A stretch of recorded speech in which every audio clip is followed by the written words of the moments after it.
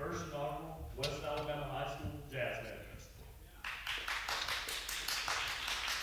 Our clinician today is Dr. Gordon Towell from Loyola University in New Orleans. Our first band for today is Sipsey Valley High School. Your director is Miss Brooke Mason.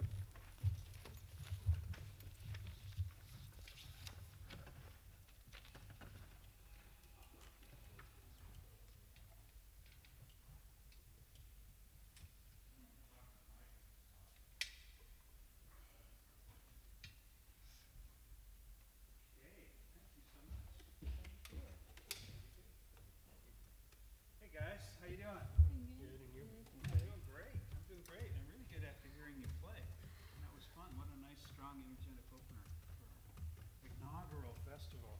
First time. What a great opening group. You do so many things well, okay? I like the excitement, I like the energy. You're well rehearsed, okay? Notes and rhythms, we don't have to talk about that kind of stuff. We got the majority of that sort of thing going on. So the little things I'm going to say today, I overall enjoyed your performance a lot. I thought there was a lot of excitement. Enjoyed the chart programming.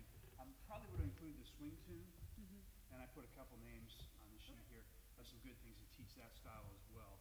So three kind of rock and rolling things for festival performance. Want to show off really all the different things the band does, and you guys do that style real well.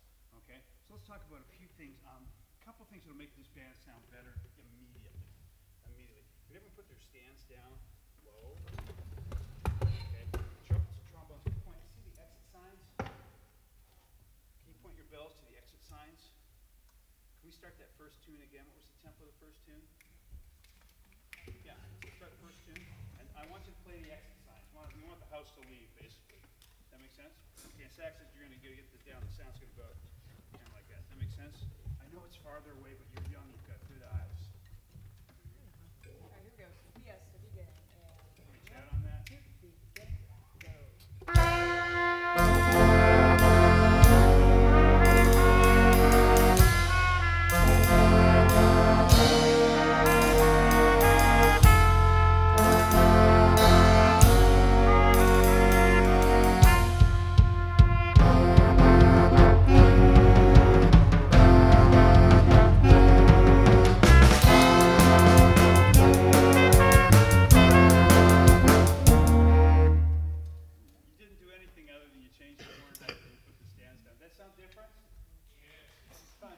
Just a little thing. Okay, I'm supposed to talk in this microphone now. You played really strong. Okay, so I back off. Remember, most of the time we want to hear the altos, and probably this setup. Can we put the Barry on the far right, and altos move over one? Who's playing first alto?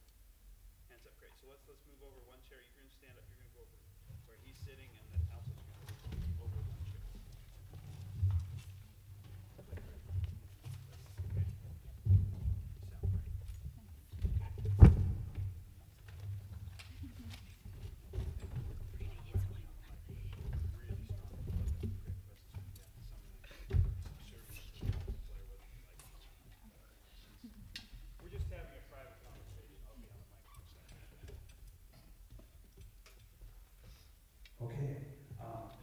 So that immediately the band sounds better when we get the bells up. So you have to think of directional where you're trying to when you play in any kind of, especially jazz, but we want to get the sound up front to the audience members. Now a lot of times, even with my band at Loyola, I have to remind them. I have pictures in the back and I'll say, please play to so-and-so or so-and-so because they get lazy.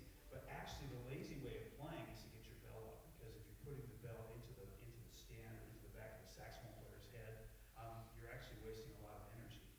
Okay, so that's really hard work to keep your bell down. Does that make sense? If you get that kind of thing, if I get my bell up, the sound will go out front, and the balance, some of the balance issues that are there will just resolve. Because I know there's some really nice trombone playing. You two did a real nice tenor trombone thing in one of the tunes, but your bell was buried in the stand. That makes sense? So all the hard work you did to learn that part was wasted because you're blowing right into the stand. So, get it where you can see it. If you have problems when it's low, go to an optometrist or something. Get special glasses. But, we get our stands usually pretty low. And trombones, make sure you don't blow into the back of a saxophone player's head. I think on the bass, and your name is Josh? Josh, that last tune was real strong. What did you do differently in that last tune that you didn't do in the first two tunes? Yeah, and you pulled the strings harder, didn't you? A lot of times, we have a tendency on electric instruments to let the amp play the instrument as opposed to the instrument play the amp. Okay? So what I'd like to see from you is maybe a little less volume on the amp and a little more attack from your fingers so I can hear that point of attack on the bass. Does that make sense? Can we go to the second tune and try that? All right, yeah, I got to watch my watch. The second tune, I don't know the names of these. These all sound like something. If that makes sense. Was Angel the second tune? Yeah.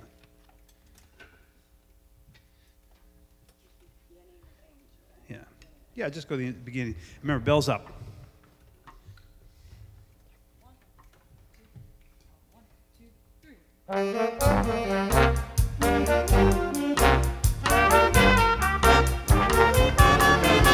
Good. And that, again, I also, hear that last chord, boo doo doo doo, that alto dominant chord, the sharp 9 chord there. Why don't we crescendo to that? Boo doo dee doo doo dup, boo doo dee doo doo dup, boo doo da da da da. That make sense? Can we try that again? Okay, and just back off a bit. Here we go.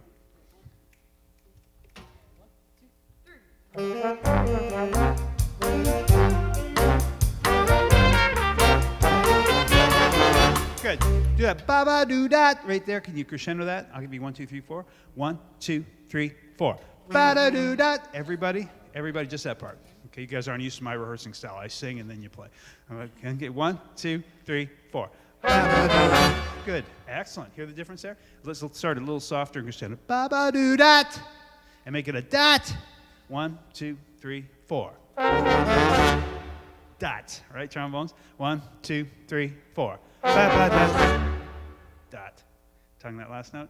Okay. 1, 2, 3, 4. Ba-ba-da. Good. Trumpets want to try it again. 1, 2, 3, 4. Ba-ba-da. There we go. Now let's try to crescendo right to that last note and then back off. Okay. Top. 1, 2, 3, 4. Top is the beginning of the chart. Okay. Okay. So yeah, the end of 3.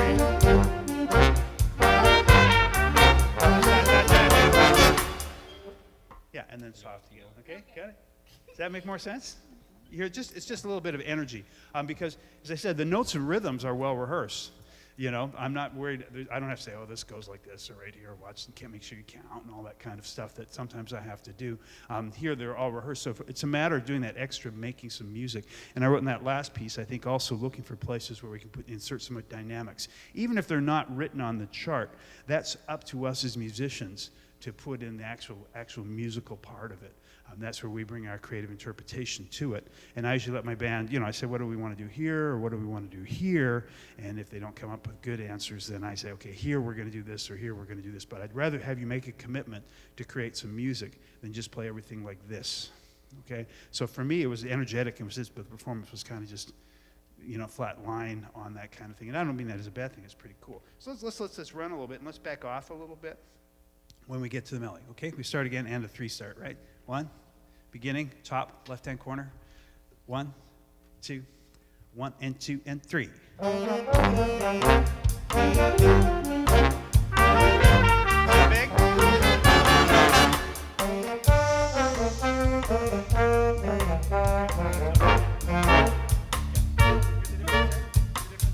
Okay. Can I peek at your reed? You mind? Here, you hold the mic. You talk to the folks. Hi. I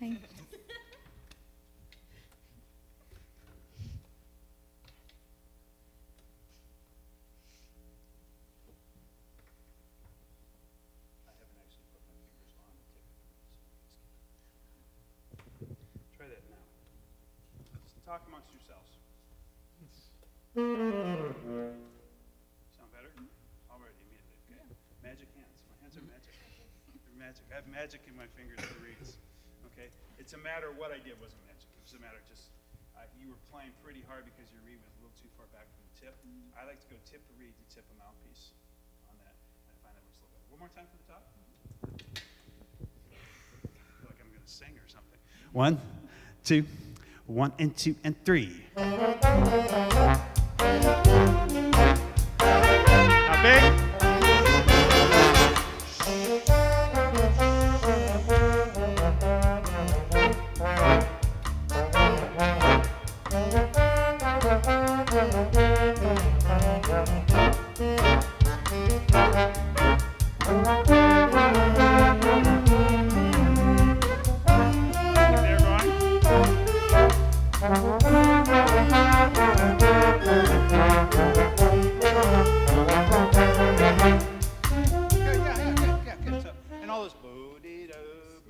What do you think we should do with those, Axis? You don't know? Phrase? So yeah, phrase is great. What would we do direction-wise? Crescendo first. Crescendo, I think, yeah. That's a great idea. Okay, you got a good idea. Are you playing first alto? Yes, sir. Then make them do it. That make sense? Okay, when we play in a section, the first alto, whether we like it or not. They say jazz is democracy, but that's when we solo, okay? In the jazz band, it's really lead trumpet. We follow the lead trumpet for all our articulations, all our markings. Trombone section follows the lead trombone. Saxes follow the first alto saxophone. So you set everything for the section. That makes sense? No pressure. No pressure whatsoever. Okay, so you make the musical decisions, and then the lead trumpet, first trumpet, makes musical decisions for the band, and we have to play with that. Trumpets, remember air, all the way on that chart one more time. Can we do that one more once? We got 5 more minutes, so let's one more once from the top. Okay, we good? So we're going to pull those strings a little harder, okay, and we're going to use that ictus on that. And I could use more of you on the drums. Remember that you drive the band on these sort of things. It's scary to say more to a drummer, but you play really nicely, and I think you could add some more power. And also looking for places, you kind of play also flat line, places where we can, in that beginning, you can be stronger and then back it off, because you can really control the dynamics of the band right from your drum chair. You could be the guy driving. Because the moment, and I like the way she conducts. Okay, she doesn't conduct a lot, because the moment the rehearsals are done in the jazz band, the rhythm section takes control of the time. She only came up when she was a little worried, might be getting a little squirrely, and which is what I do. So I just kind of hang out and enjoy the band and point at soloists and things like that, and get some love for the band. One more time from the top. Everyone ready? Beginning? Yeah, you're rehearsing now. 1, 2, 1 and 2 and 3.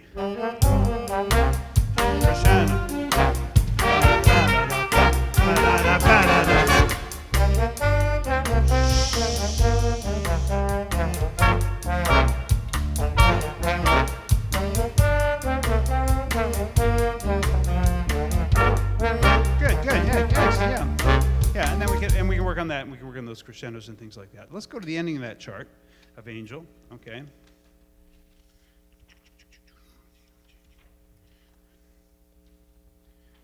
It's got DS notes straight out, okay? Does everyone have a marking? Probably a pretty good one is 77.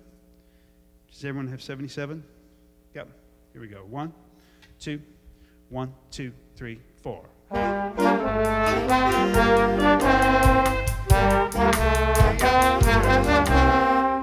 You can be on ride at this point. Yeah, ride. Yeah, open it up here. We've got the full band blowing a nice forte. Okay, so you can open up off the hats there. Okay, one more once. Trombones, listen to your intonation there.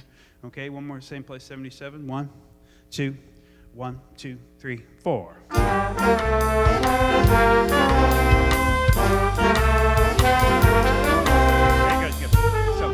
What really drives a band when they're playing full is the backbeat. Bap, bap, bap. Put it on your left hand, on your left hand. Let's put snare on your left hand on the backbeat and not cross your, yeah, exactly, okay? We're gonna make this band rock and roll at this point. Okay, 77 one more time. 1, 2, 1, 2, 3, 4.